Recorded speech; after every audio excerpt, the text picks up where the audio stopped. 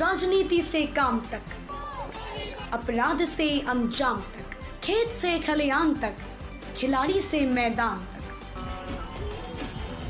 सितारों से आसमान तक, हर खबर पर होगी हमारी नजर। पल पल बदलती देश और दुनिया की खबर पाइए सिर्फ इंडिया टाइम 24 पर। सुबह हमारी, बात आपकी। विधानसभा बखेड़ी से सपा के टिकट के प्रबल दावेदार व जनता को समर्पित सपा नेता नसीम अहमद ने विधानसभा बखेड़ी के गांव खिरना में एक जनसभा को संबोधित करते हुए कहा कि भाजपा सरकार जानबूझकर महंगाई बढ़ा रही है। लगातार बढ़ती महंगाई को यह सरकार रोक नहीं रही है। नसीम अहमद ने कहा कि भाजपा मंत्री ने बखेड़ी की जनता को धोखा दिया है। नीति आयोग के अनुसार सबसे ज्यादा गरीबी यहाँ है।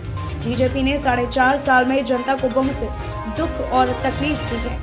नसीम अहमद ने कहा कि हम लोगों ने लॉकडाउन के समय हमने गरीबों के लिए खाद्य पैकेट व कच्चे राशन का इंतजाम किया था। सपा सरकार में नौजवानों को लैपटॉप बांटे थे। राहत पैकेट में आटा, चावल, आलू, नमक, घी, मिल्क पाउडर दिया गया था।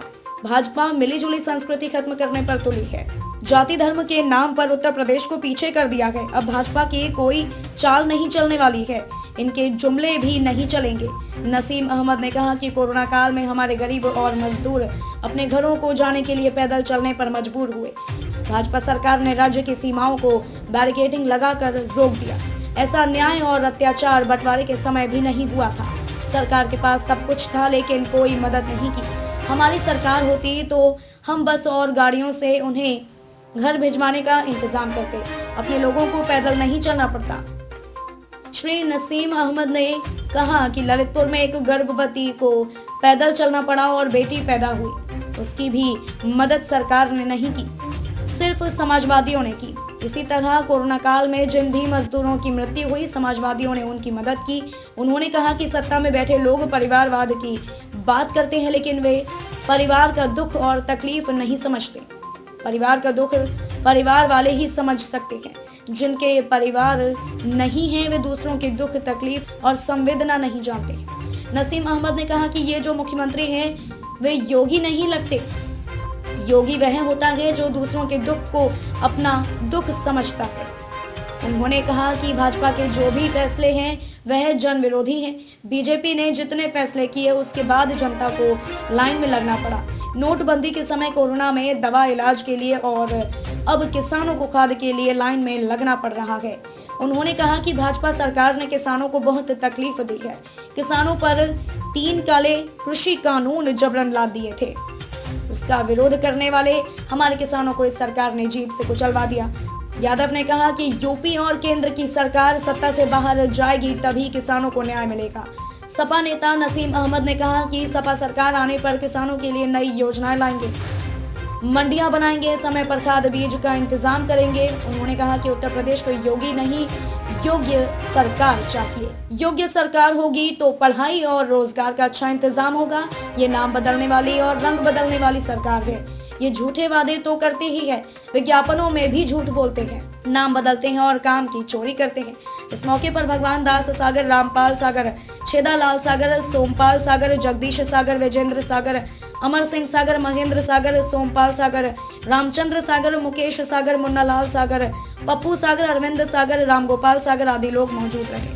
ये विधायक जो बहेड़ी पीलीभीत लोकसभा सीट से सांसद हैं, सांसद वरुण गांधी, तो वो मुतमईन नहीं है इस चीज को लेके, बार बार भाजपा सरकार के खिलाफ ही वो चल रहे हैं। क्या कहना चाहेंगे इस बारे में जो समस्याओं को उठा रहे हैं? बिल्कुल, जो सांसद वरुण गांधी जी हैं, अगर कोई मान लिया भारतीय जनता पार्टी का भी सांसद है और कोई उसकी अच्छी बात है, उन्होंने खुद ही मंडी में आके देखा कि किसानों के साथ जो बिचौली हैं, राइस मिलर हैं और यहाँ बनिया है, यहाँ के विधायक हैं, यहाँ के अधिकारियों का कमीशन है, इसलिए बीच का जो पैसा है इन लोगों पे जा रहा है और किसानों को 1500-1600 रुपए से ज्यादा मिल नहीं पा रहा है।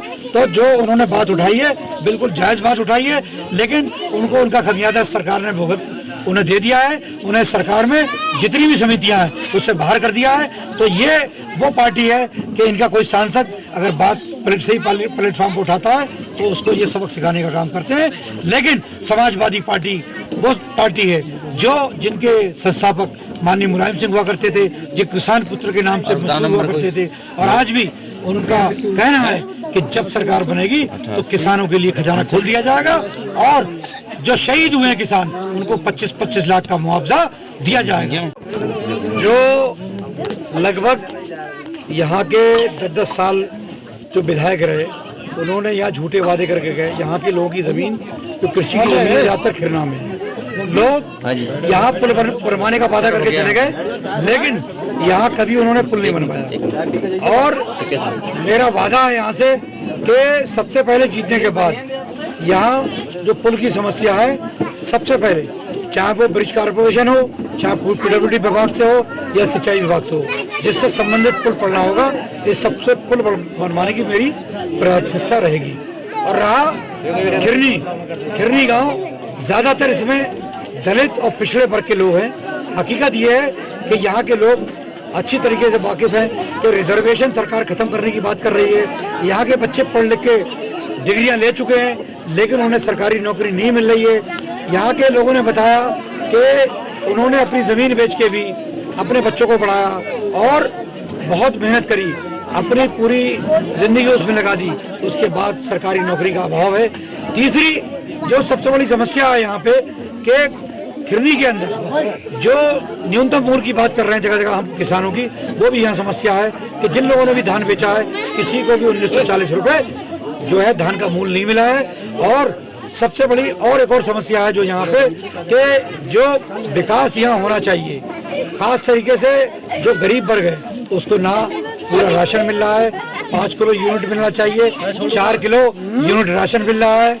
और जो विकास के नाम पे बिल्कुल यहाँ जो है यहाँ के विधायक और यहाँ के मंत्री, पूर्व मंत्री यहाँ केवल खोखले वादे करके गए हैं। हम लोग आज पिछले बार भी खिरनी ने पिछले विधानसभा चुनाव में यहाँ के लोगों ने मुझे अच्छा समर्थन दिया था।